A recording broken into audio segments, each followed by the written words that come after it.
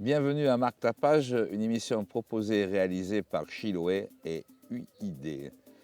L'émission d'aujourd'hui va être consacrée à un livre de Pierre Nord qui date de 1969. J'avais oublié ce livre, mais j'avais quand même gardé quelques souvenirs de ce livre. Et comme maintenant l'Iran a envahi tous nos écrans télé, tous les journaux, toutes les radios, je fais quelques recherches dans ma pagaille, et j'ai fini par retrouver le texte et le livre que je veux vous présenter aujourd'hui. Dans ce livre, il a été écrit en 1969 par Pierre Nord, ancien officier des services secrets français. Il a pour titre L'actuelle guerre secrète. Je crois qu'il existe toujours, donc on peut se le procurer. Et il a été publié, je pense, en 1970. Alors je ne vais pas vous lire tout le livre, hein. Je vais vous sélectionner le passage qui est resté dans ma mémoire. L'histoire moderne du Moyen-Orient est celle du pétrole et du canal de Suez. L'Iran possède 13% des réserves mondiales de pétrole. C'est pour cette marchandise qu'en 1953, en Iran, la CIA fit pour la première fois un roi, ou plutôt le refit, en remettant le Shah de Perse sur son trône. Car en 1953, le premier ministre iranien Mossadegh, patriote émotif et imprudent, nationalisa les puits de pétrole. Les USA lui coupèrent les vivres, ce qui l'accula à la faillite. À la fin du mois de mai, l'aventureux Mossadegh fit du chantage en menaçant les Américains de s'allier aux Russes. La CIA prit l'affaire en main en envoyant à Téhéran son spécialiste sur l'Iran, sans oublier de lui ouvrir un compte illimité en dollars. Il s'appelle Schwarzkopf. Oui, c'est le même que celui de la première guerre du Golfe avec Bush père. Donc ce général, bon policier, promu général subversif pendant la Seconde Guerre mondiale, et qui avait à ce titre pratiquement commandé de 1942 à 1948 la police de l'Iran occupée par les Alliés, Schwarzkopf et ses dollars firent un coup d'État techniquement parfait. Ce général est un dur et la monnaie américaine est forte. Le 19 août, une manifestation populaire renversa Mossadegh. Depuis ce temps-là, le pétrole iranien coule d'est en ouest, parallèlement et en sens inverse d'un courant de dollars. Les réserves mondiales de pétrole sont évaluées ainsi, je vais vous le donner en pourcentage et pas en baril, parce que sinon, si je donne trop de chiffres, on finit par s'y perdre, et moi le premier. Donc l'Amérique du Nord posséderait 12,15% des réserves mondiales. C'est surtout les USA, hein. Je pense qu'il n'y a pas beaucoup de pétrole au Canada. L'Amérique latine possède, c'est une estimation en plus de 1969, parce que depuis on en a découvert d'autres, 7,13% des réserves mondiales, avec la plus grande partie dans l'Amérique latine entre les mains du Venezuela. Tiens donc, ils ne poussaient pas les salades et les topinambours au Venezuela, ils ne poussaient pas des champs de lentilles en Irak. Bizarre, hein? Les guerres comme ça qui surgissent tout à coup dans l'histoire. En Europe, nous posséderions 9,98% des réserves mondiales de pétrole et une grande partie est en URSS qui est comptée dans les statistiques comme étant en Europe. Si Poutine m'écoute, je pense qu'il ne va pas être d'accord, mais bon. Il y en a qui pensent que l'Europe, c'est aussi avec l'URSS. En Extrême-Orient, 3,21% de réserves mondiales. En Afrique, 6,53%. Avec en Afrique une part importante pour l'Algérie, en gaz et en pétrole. Et au Moyen-Orient, 61% des réserves mondiales. Voilà, avec un chiffre colossal pour l'Iran. Mais il y a aussi l'Arabie Saoudite et le Koweït. Voilà, donc je pense que c'était juste un petit éclairage que je voulais apporter, parce que plus je vieillis, plus j'ai tendance à penser que les guerres n'arrivent pas par hasard, et plus j'ai tendance à penser que plus on prépare les guerres, et plus on a des guerres. Pierre Nord, je vais vous en dire quelques mots. Donc il a écrit L'actuelle guerre secrète. Mais il a écrit d'autres livres parce qu'une fois qu'il a été à la retraite, il s'est servi un peu de son vécu d'ancien agent secret pour faire des romans policiers. Souvent, les romans policiers, c'est l'occasion de dire des choses sous forme romancée qu'on ne pourrait pas dire ou qu'on ne voudrait pas dire sur la place publique. Donc, Pierre Nord, son vrai nom, c'était André Léon Brouillard. L'histoire a retenu de lui qu'il est l'auteur de romans d'espionnage et l'histoire a retenu de lui que c'est un ancien colonel des services secrets français. Dans ce roman que j'évoque devant vous aujourd'hui, au micro de Marc Tapage, c'est de décortiquer comment les services secrets américains, CIA, et britanniques MI6 ont orchestré la chute du Premier ministre Mossadegh pour établir le plein pouvoir du Shah Mohammed Reza Pahlavi. Je pense souvent aux Iraniens, je ne connais pas du tout les Iraniens et les Iraniennes, mais je pense qu'ils ont subi 50 ans de vie de dictature avec le Shah, parce que c'était quand même une dictature, et 47 avec les ayatollahs, ça doit être quand même dur pour certains.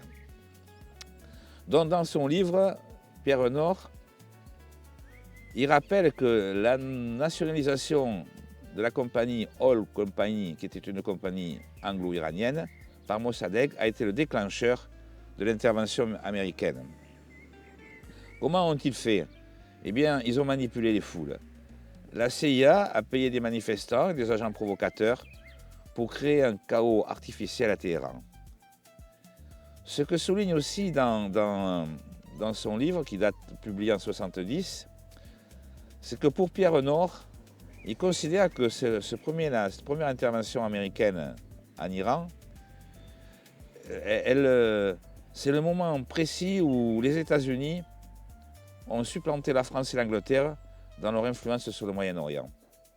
Au lendemain de la Seconde Guerre mondiale, la France est quand même ruinée. Jusqu'en 1948, il y a des tickets de rationnement à Agère. On n'a plus les moyens financiers d'assurer une présence dans les pays où on avait une certaine influence. Et puis, bon, les Américains vont être puissance émergente et dominante et feront ce qu'ils voudront, comme ils voudront. Avec en plus un droit de veto à l'ONU. Et si la Société des Nations Unies n'a pas empêché la Seconde Guerre mondiale, je pense que l'ONU ne peut pas empêcher les guerres parce qu'il y a des pays qui ont des droits de veto. Donc on n'arrive pas à prendre une décision. Certains pays peuvent bloquer une décision qui pourrait être prise par l'ensemble des pays membres de l'ONU. Et je pense qu'ils n'arrivent pas à empêcher les conflits auxquels on assiste depuis un certain nombre d'années. L'opération secrète a été menée en 1953 par le Royaume-Uni et les États-Unis, exécutée par la CIA avec le soutien du MI6, Secret Intelligence Service, et elle visait donc à renverser le Premier ministre d'Iran, Mohammed Mossadegh, pour le remplacer par un successeur plus favorable au régime, et puis par finir par remettre en place le Shah d'Iran. Puisqu'on parle de l'Iran beaucoup, et que là on y consacre une émission un petit peu à travers le livre de Pierre Nord, je voudrais rappeler que Khomeini était en France. Il n'est jamais tombé dans l'escalier, il n'a jamais été renversé par une voiture, il n'a jamais été empoisonné. Il était en France. Il est rentré en France à partir d'octobre 1978. Il est venu en France parce que les Irakiens ne le supportaient plus. Il est venu en France avec un visa touristique. Il s'est installé à Neufchâtel-le-Château, à une quarantaine de kilomètres de Paris, et il n'a jamais demandé l'asile politique. Il considérait que Paris, c'était l'idéal pour médiatiser ses opinions politiques, et il a beaucoup utilisé d'audiocassettes préenregistrées qui étaient distribuées ensuite dans le pays. Donc, si vous voulez découvrir un auteur de romans policiers qui est un peu tombé dans l'oubli, je vous suggère de vous intéresser à Pierre Nord et de rechercher sur votre moteur de recherche favori ou sur une IA qui il était, tout ce qu'il a écrit. Et faites-le. Je pense qu'il y a des choses qui vous plairont. Moi, j'en garde un bon souvenir. Je vais quand même un petit peu poursuivre aussi sur l'Iran, parce qu'à force d'entendre parler d'Iran partout, je suis allé chercher un petit peu ce qu'était l'Iran, parce qu'en définitive, je ne suis pas spécialiste du Moyen-Orient. Donc j'ai découvert que l'Iran, c'est grand comme plus de 2 fois la France, entre 2 et 3 fois la France. Et c'est un vaste pays qui dispose d'importantes ressources naturelles en pétrole et en gaz. L'Iran, il y a plus de 90 millions d'habitants. Selon les sources qu'on consulte, on nous dit 90 ou 92.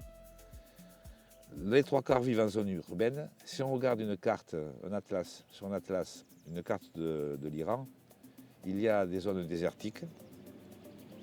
C'est un vaste pays. Sa capitale, donc, c'est Téhéran, 10 millions d'habitants. Après, on trouve de grandes villes comme Mashhad, Isfahan, Shiraz. C'est un pays culturellement et ethniquement diversifié. Les Perses sont majoritaires, et les Perses, ce n'est pas des Arabes.